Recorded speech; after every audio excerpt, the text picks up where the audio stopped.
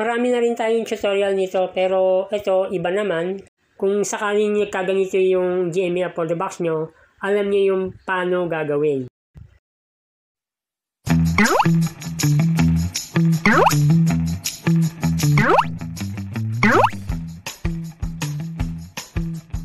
Hello mga katek!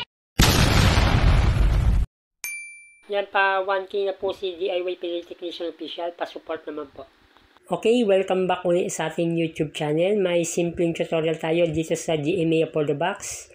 Ang issue nito, no display, no power. Marami na rin tayong tutorial nito, pero ito iba naman. Kung sakaling nagkaganito yung GMA for the box nyo, alam nyo yung paano gagawin. Yan, kung pagmamasan nga natin ay nabasa, ano? Yung mga alikabok, dumikit na sa mismong board. Pero ang sabi nga nung customer natin ay may pumutok. Yan, yung section nga nito, natanggal na yung capacitor. Yan, wala na yung kanyang 15 UF na 400 volts, yung mismong main filter. Pero yung IC nito, sa experience natin, nasisira yan pag wala yung capacitor. Tapos yung fuse, open din. Yan yung i-repair natin kung pwede pa. Ngayon, dahil may problema yung power supply, yung board dito, isa-try natin i-repair. Yung mga simpleng tutorial lang yung gagawin natin dito para kung sakaling may problema na talaga, hindi nyo na ipapa-repair. Okay? Yan, malinis pa naman yung likod. Pero ito yung kanyang tinamaan na parte na nabasa. Yan, yung iba medyo may kalawang na.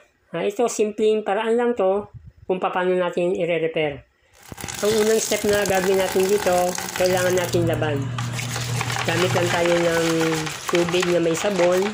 Kahit anong powder o kaya kahit anong bar, ubra yan. Lilinisin lang natin yung parting nagkaroon ng mga umido or yung mga dumi. Dapat matanggal muna natin yung mga kinalawang, kailangan nating tutpisin. Kung may fake brush kayo, po pwede rin. Pero pagka ganitong masyadong madumi na talaga, kailangan natin ng toothbrush. Para yung mga sinik-sinik ng mga IC, yung mismong mga kinalawang, matanggal ng gusto. Ang tips lang natin sa paglalaban ng mga ganito, huwag nyong ibababad pagdamag. Kasi po pwedeng magka-problema yung board natin. Yung mga filter capacitor, po pwedeng lumobo o magka-problema. Kasi pagka nabababad natin yan, yung kanyang mismong tubig pumapasok sa mismong filter capacitor. Kaya nasisira. Yan lang yung ginagawa natin. Hindi na natin kailangan ibabad. Ang importante malinis lang natin. Okay, tapos babanlawan na natin. Yan lang yung paglilinis. Okay, yan, malinis na yung ginawa natin. Ang kailangan natin dito, patuyuin natin sa harang. Yan, pinatuyo na natin yung cover niya, hinugasan na rin natin.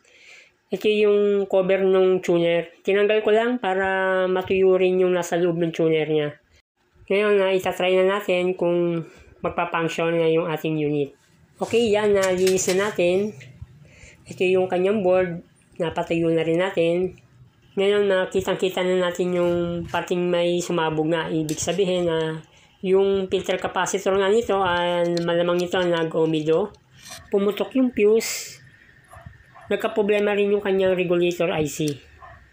Pero kung sakaling lobo tong dalawang capacitor na to, kailangan natin palitan yan. Pero ito hindi naman.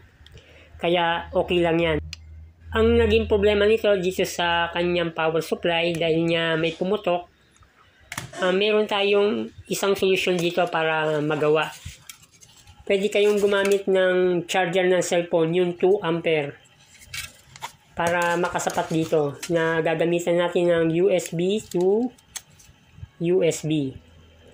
Yan, marami na rin natulungan yung ating tutorial nito dati. Ngayon, pagka ganito na nabasa nga, at nilinis natin, pwede natin i-try. Pero yung kanyang board dito sa mismong front, hindi naman nabasa, kaya hindi na natin nilaban to. Yan, malinis naman, na pwede natin i-try. Ngayon, subukan natin. Sa pagkakabit nito, wala namang problema dahil magkaiba naman yung connector. Okay, try natin. Itong cover, hindi muna natin kakabit para matesting lang natin kung okay ba. Ngayon, susubukan natin. Sasaksak natin sa USB. Diyan natin kakabit. Tapos, try natin isaksak to. Yan, pagka naisaksak natin, dapat magkakaroon siya ng boot. Yan, ibig sabihin na nag-function nung kinabit natin yung USB to USB. Yan, try natin kung may video naman. Yan, ibig sabihin na meron na. Pero nag-standby to, pero i-on natin muna ulit. Yan, ibig sabihin na may signal na tayo. Lagyan muna natin antena. Tingnan natin kung normal naman yung picture natin. Dapat may istasyon. Yan, may istasyon naman siya. Kaya yung ginamit nating USB to USB ay pwede. Ngayon, ganito yung pinaka-simpleng setup para hindi kayo muna bibili, no? Okay, yung pangalawang option na gagawin natin, doon sa mga kahit pa paano may alam, gagamit tayo ng adapter na 2 ampere. Itong adapter na to ay 2 ampere na 5 volts. Hindi po pwede yung 12 volts, hindi po pwede yung 9 volts. Lalong-lalo na yung 19 volts na ginagamit sa laptop. Okay, yung gagamitin natin dito ay may DC jack para hindi lang tayo tumagal tapos nagkabit lang tayo ng alligator clip. Ngayon po pwede nyo rin namang ihinang to. Pagka sinukat natin to para mas maintindihan ng mga nanonood sa atin, dapat 5 volts ang supply. Yan na malinaw 5 volts dapat po ang supply. Hindi po pwede yung matataas ang voltahe dyan. Kasi po pwedeng masira yung ating unit.